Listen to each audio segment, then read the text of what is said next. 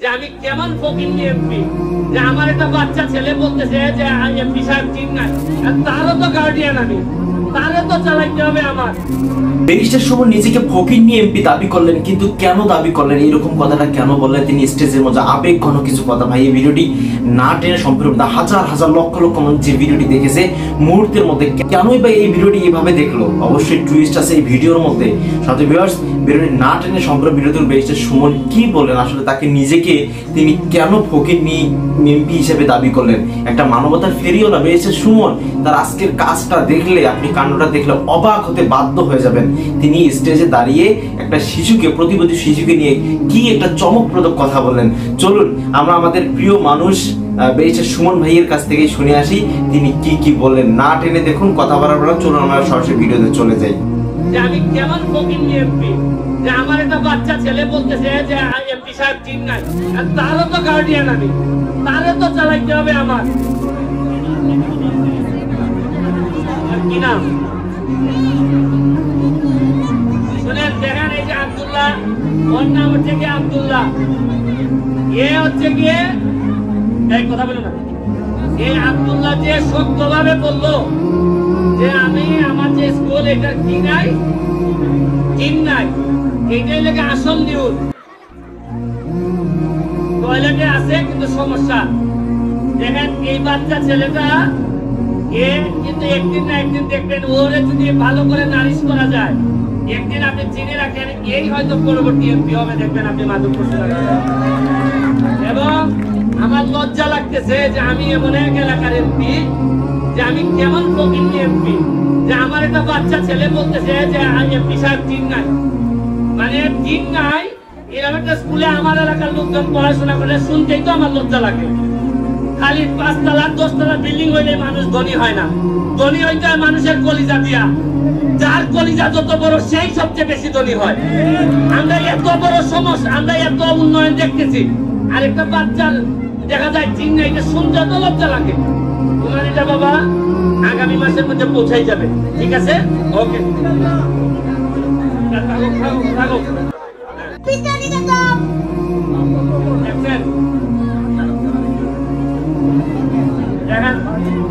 মানুষ অনেকে ভাবে তার দিকে হাত নাই, অনেকে ভাবে যে আমরা মনে হয় গরিব, আমরা পারবো না। অনেকের সব থাকার পরেও বলে যে না আমার যে হবে না, আমার তো সম্পদ নাই। তাহলে তারে দিয়ে কিভাবে হয় বলেন?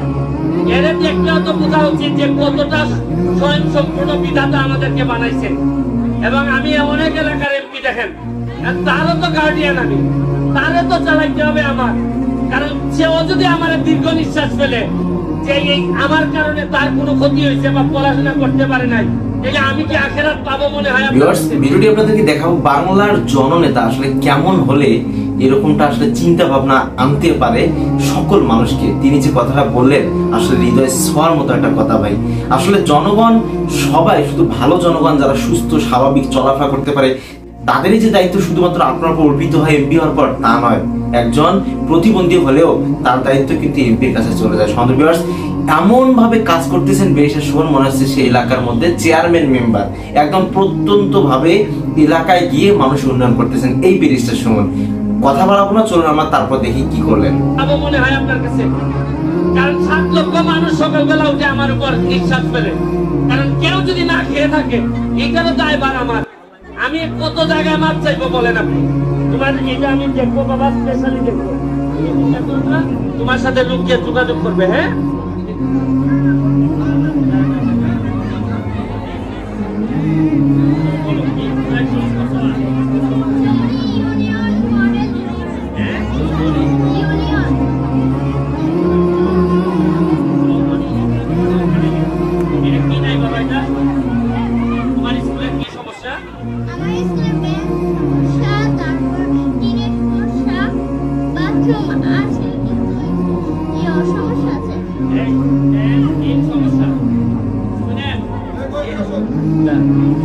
অনেক দেশে আছি যে বাচ্চা নিজের বলতে হয় যে আমার এই সমস্যা।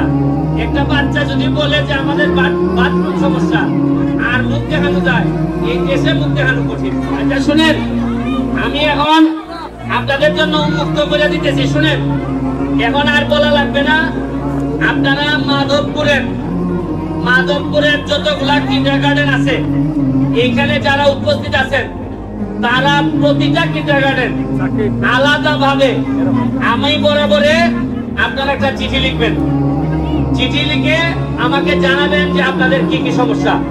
আমি আলাদাভাবে তদন্ত করব, করে আপনাদের যা যা লাগে তা আমি আপনাদের কাছে পৌঁছাই যাব। এবং শুধু কিন্ডারগার্টেনের জন্য আমি 10 লাখ টাকা বরাদ্দ ঘোষণা করলাম, শুধু কিন্ডারগার্টেনের জন্য। আপনাদের টিম, কারো বাথরুম, কারো হচ্ছে গিয়ে বেঞ্চি লাগে, ব্রেঞ্চ লাগে, কারো হচ্ছে গিয়ে আপনার ফ্যান লাগে, এগুলো আমি 10 লাখ টাকা বরাদ্দ করলাম। আর হচ্ছে গিয়ে একটা সেকেন্ড, আর হচ্ছে গিয়ে 4.5 মাস হয়েছে আমি এমপি হয়েছি। আমি এমপি হিসাবে আপনাদের কাছে ক্ষমা প্রার্থনা করতেছি যে রাষ্ট্র যে সুবিধা দেওয়ার কথা ছিল আপনাদেরকে, আমরা যে সুবিধা দিতে পারি নাই, এই জন্য আমি পুরা একজন এমপি হিসাবে আপনাদের কাছে ক্ষমা প্রার্থনা করতেছি যে এটা আমার দায়িত্ব, আমাদের দায়িত্ব। আমরা চেষ্টা করব আপনাদের প্রতি বছরই বিভিন্ন প্রোগ্রামে এসে আপনাদের পাশে দাঁড়ানোর চেষ্টা করব। আপনাদের কাছে দোয়া এবং শুভকামনা চেয়ে আজকের মতো বিদায় নিচ্ছি। বাচ্চাদেরকে পড়াশোনা করাবেন, পড়াশোনার জন্য যা লাগে আমি ব্যবস্থা করব। শুনেন, আমি কোনো বড় পরিবার থেকে আসি নাই, আমি একেবারে সাধারণ পরিবার থেকে পড়াশোনা করে ব্যারিস্টার হয়ে আজকে আমি মাধবপুর সোনারঘাটের এমপি হয়েছি। আপনারা তো শুধু এক এলাকার এমপি বানাইছেন, কিন্তু সারা বাংলাদেশের মানুষ আমাকে বিশ্বাস করে, আমাকে নিয়ে স্বপ্ন দেখে। এই জন্য আমি আপনাদেরকে বলি, পড়াশোনাটা করেন, দেখবেন আমাদেরকে আর কেউ আটকে রাখতে পারবেন। আমি আপনাদেরকে কথা দিয়ে যাচ্ছি। ভালো থাকবেন, সুস্থ থাকবেন। জননেত্রী শেখ হাসিনার জন্য দোয়া চেয়ে আজকের মতো বিদায় নিচ্ছি। জয় বাংলা।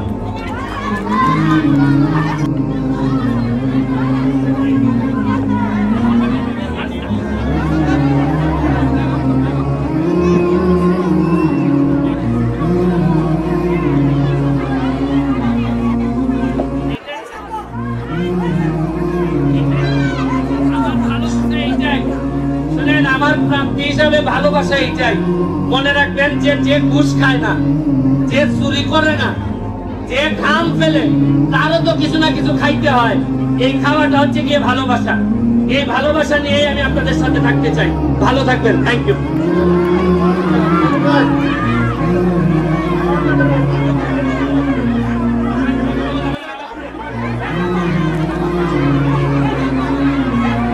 ফাটাকেষ্ট বেরিয়েছে সুমন ভাইকে সেলুট দেওয়া দরকার। আসলে কতটা উন্নয়ন করতে পারেন তিনি, কতটা মানবিক হলে ভাই এইরকম চিন্তন দক্ষতা নিয়ে আসতে পারেন, যার জন্য ভিডিওটি আসলে এত ভিউজ হয়েছে। আপনারা যারা এই পর্যন্ত আসছেন নিশ্চয়ই আপনার বেরিয়েছে সুমনকে ভালোবেসে থাকেন। আর যদি আপনার বেরিয়েছে সুমনকে ভালোই বেসে থাকেন তাহলে এই চ্যানেলটিকে সাবস্ক্রাইব করবেন, কেননা বেরিয়েছে সুমন ভাইয়ের নিত্য নতুন আপডেটগুলো সর্বপ্রথম এই চ্যানেলটাতে দেওয়া হয়।